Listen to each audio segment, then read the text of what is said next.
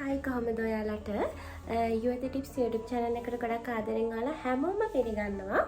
ඉතින් අද ගොඩක් දවසක වීඩියෝ එකක් අරගෙන ආවේ. ඉතින් මම හිතුවා ඔයාලට ගොඩක් දවසක වීඩියෝ එකක් අරගෙන ආපු හින්දා මාත් එක්ක ගොඩක් කට්ටිය එකතු වෙලා ඉන්නේ ලස්සන වෙන්න. ඉතින් ඒ හින්දා මම හිතුවා ඉක්මනින්ම ලස්සන වෙන්න පුළුවන් ක්‍රමයක් ඔයාලට කියලා දෙන්න. ගොඩක් වෙලාවට මම ඔයාලට කියලා දෙන්නේ නිරෝගීව සම්පැහැපත් කරගන්න ක්‍රම. ඉතින් අදත් ඒ වගේම තමයි ස්වාභාවික දේවල් පාවිච්චි කරලා අපේ සම පැහැපත් කරගන්න විදියක් තමයි මේ කියලා දෙන්න හදන්නේ. මේ පැක් එක පාවිච්චි කරන ඔයාට ගොඩක් ලොකු බෙනිෆිට්ස් ගන්න පුළුවන් ස්කින් එකට. සම පැහැපත් කරගන්න, පිම්පල් මාක්ස් වලට, පිග්මන්ටේෂන්, ඒ වගේම මේ කට වටේ ගොඩක් අයගේ කළු වෙලා තියෙනවා. ඒවට තමයි මේ ෆේස් පැක් එක දාන්නේ. ඉතින් ඔයාලට පුළුවන් try කරලා බලන්න ගෙදරදී. මේ ෆේස් පැක් එක ඇත්තටම ගොඩාක්ම හොඳයි. ගොඩක් හොඳ ප්‍රතිඵල තියෙනවා. මීට කලිනුත් මේ ෆේස් පැක් එක ගැන මම වීඩියෝ දාලා තියෙනවා. ඉතින් ඒ වුණාට ගොඩක් අය දැන් මාත් එක්ක එකතු වෙලා ඉන්නවා. ඒ හින්දා මම හිතුවා මේ ෆේස් පැක් එක ඔයාලට අලුතින් හදාගන්න විදිය කියලා දෙන්න. ඉතින් ගොඩක් දේවල් අවශ්‍ය වෙන්නේ නැහැ.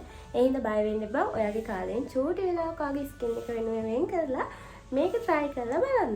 ඉතින් ඒ ගමම මම ඔයාලට මතක් කරනවා ඔයා තාමත් මගේ channel එකේ වීඩියෝ බලන්න මාව subscribe කරලා නැත්නම් ඉතින් අනිවාර්යයෙන්ම මේ වගේ වීඩියෝ දිගටම බලන්න. ඔයාලට මේ වගේ වැදගත් වෙන වීඩියෝ දිගටම බලන්න මාව subscribe කරලා bell icon එකත් on කරලා තියාගන්න කියලා. ඉතින් මම මගේ face එක පොඩ්ඩක් zoom කරලා පෙන්නන්නේ. මම කිසිම මේකප් එකක් පාවිච්චි කරලා නැහැ. ලිප්ස්ටික් එකයි අයිබ්‍රෝ දෙකයි විතරයි මෙතනදී පාවිච්චි කරලා තියෙන්නේ. ස්කින් එකට කිසිම මේකප් එකක් පාවිච්චි කරලා නැහැ. ඉතින් ඔයාලට පේන ඇති මම බ්ලීචින් ගාලා සුදු වෙච්ච කෙනෙක් වගේ නෙමෙයි. මගේ සම පැහැපත් වෙලා මිසක් බ්ලීචින් ගාපු සුදක් මගේ ස්කින් එකට ඇවිල්ලා නැහැ. ඒකට හේතුව තමයි මම ගොඩක් වෙලාවට පාවිච්චි කරන නැචරල් දේවල්. ඒ වගේම තමයි අනිත් දේ ඔයාලා දන්නවා මේ වෙනකොට මගේ ස්කින් කෙයාර් ප්‍රොඩක්ට් රේන්ජ් එකක් යනවා. ඒ රේන්ජ් එකේ තියෙන ප්‍රොඩක්ට් තමයි මම මේ වෙනකම්ම පාවිච්චි කරන්නේ. මම ඒ ප්‍රොඩක්ට් හදන්න ගත්ත දවසේ ඉඳලා ඒ ප්‍රොඩක්ට් විතරයි මම පාවිච්චි කරන්නේ. ඉතින් ඔයාලට පේන ඇති මේ වගේ ලස්සනට ස්කින් එක මට මගේ ස්කින් එක ලස්සනට තියාගන්න පුළුවන් උනේ. ඉතින් මගේ ප්‍රොඩක්ට් නිසා කාට හරි මොනවා හරි ස්කින් එකේ ඩැමේජ් තියෙනවා නම් ඒ වගේම මේ වගේ ලස්සනට ඔයාගේ ස්කින් එක තියාගෙන යන්න කැමති නම් ඔයාලට පුළුවන් මාත් එක්ක එකතු වෙන්න. මං ගාව තියෙනවා ප්‍රොඩක්ට් රේන්ජ් එකම ස්කින් එක ලස්සනට තියාගන්න, පැහැපත්ව තියාගන්න, පිම්පල් මාක්ස්, පිග්මන්ටේෂන්, එතකොට කට වටේ කළු වෙනවට, ඇස් වටේ කළු වෙනවට, අපේ බොඩි එකට හැම දෙයකටම ප්‍රොඩක්ට් මං ගාව තියෙනවා. කැමති නම් ඉතින් මැසේජ් එකක් දාලා ඒ ප්‍රොඩක්ට් ගැනත් විස්තර දැනගන්න පුළුවන්. ඉතින් අපි යමු එහෙනම් කොහොමද අපේ ෆේස් පැක් එක හදාගන්නේ කියලා බලන්න. පැක් එක හදාගන්න මම මේ වගේ පිරිසිදු භාජනයක් අරගන්නවා. ඒකට අපි ප්‍රධාන අමුද්‍රව්‍ය විදියට එකතු කරගන්නේ කඩල පිටි.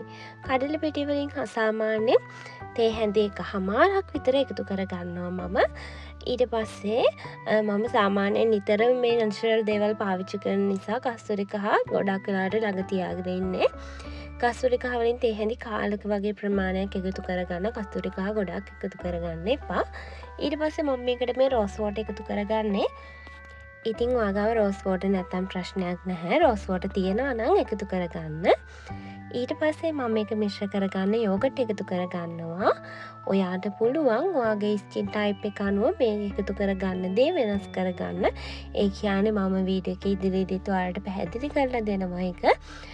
ඔයිලි ස්කින් එකක් තියෙනවා නම්, පිම්පල් ගොඩක් තියෙනවා නම් යෝගට් එකතු කරගන්න එපා. ඉතින් මේ විදිහට තමයි මේ පැක් එක හදාගන්නේ. ඔයාගාව තියෙනවා නම් හනි ටිකකුත් එකතු කරගන්න. එතකොට මේකේ රිසල්ට් එක තව වැඩි කරගන්න පුළුවන්.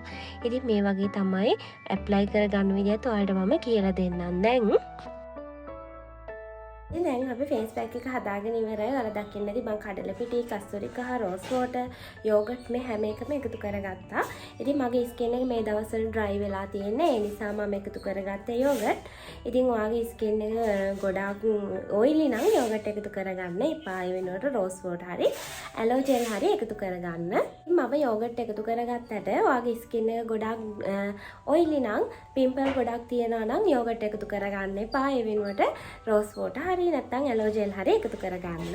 මම හැමදාම කියන වගේ ෆේස් පැක් එක දාන්න කලින් ඔයාගේ ෆේස් එක හොඳට වොෂ් කරගන්න.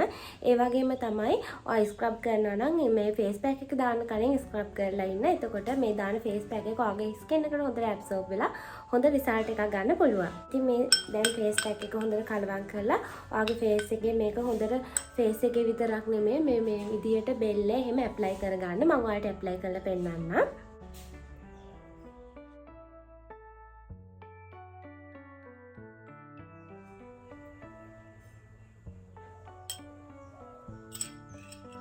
ඉතින් ඔයා පැක් එක පාවිච්චි කරනකොට ඔයාට පුළුවන් පැක් එක පාවිච්චි කරන්න බ්‍රෂ් එකක් පාවිච්චි කරන්න නැත්නම් මේ වම් වගේ අතින් පාවිච්චි කරන්න පුළුවන්. ඒ මෙතනදී මම මගේ ෆේස් එකේ විතරයි මේක ඇප්ලයි කරන්නේ. ඔයාලා බෙල්ලෙත් ගා ගන්නකොට අනිවාර්යෙන්ම ගා ගන්න අමතක කරන්න එපා.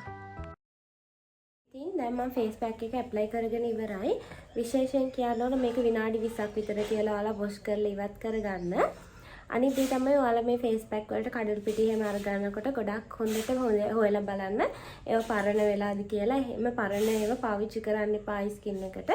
අරගන්නකොට ගොඩක් හොඳ කඩළු පිටි අරගන්න. ඒ වගේම තමයි අපි ගන්න අනිත් අමුද්‍රව්‍යත් හොඳට හොයලා බලන්න. අලුත්ම ඒවා එකතු කරගන්න අපේ ස්කින් එකට එකතු කරගන්න නිසා. ඉතින් දැන් විනාඩි 15ක් 20ක් තියලා වොෂ් කරගන්න පුළුවන්. මේ තියෙන්නේ විනාඩි 15කට පස්සේ හරියටම දැන් මම වොෂ් කරගෙන ආවා. ඊට පස්සේ මේ විදිහට හොඳට පිහදාලා අයින් කරගන්න තියෙන්නේ. ඉතින් කොහොම තමයි මේ ෆේස් පැක් එක දාගන්නේ ඕන හදාගන්න විදිය දාගන්න විදිය වලට කියලා දුන්නා. මේ විදිහට දාලා බලන්න අනිවාර්යයෙන්ම එක දවසක් හරි try කරලා බලන්න හොඳ ප්‍රතිඵල ගන්න පුළුවන් පළවෙනි වතාවෙදිම. ඉතින් try කරලා බලන්න කොහොමද කියලා රිසල්ට් එක කියන්න අමතක කරන්නත් එපා. මේ වගේ වීඩියෝ දිගටම බලන්න නම් මාත් එක්ක දිගටම එකතු වෙලා ඉන්න. මේ වගේ වීඩියෝ එකකින් අපි ආයෙත් දවසක හම්බෙමු. ඔයාලා හැමෝටම සුබ දවසක් ගෙනියන්නම්.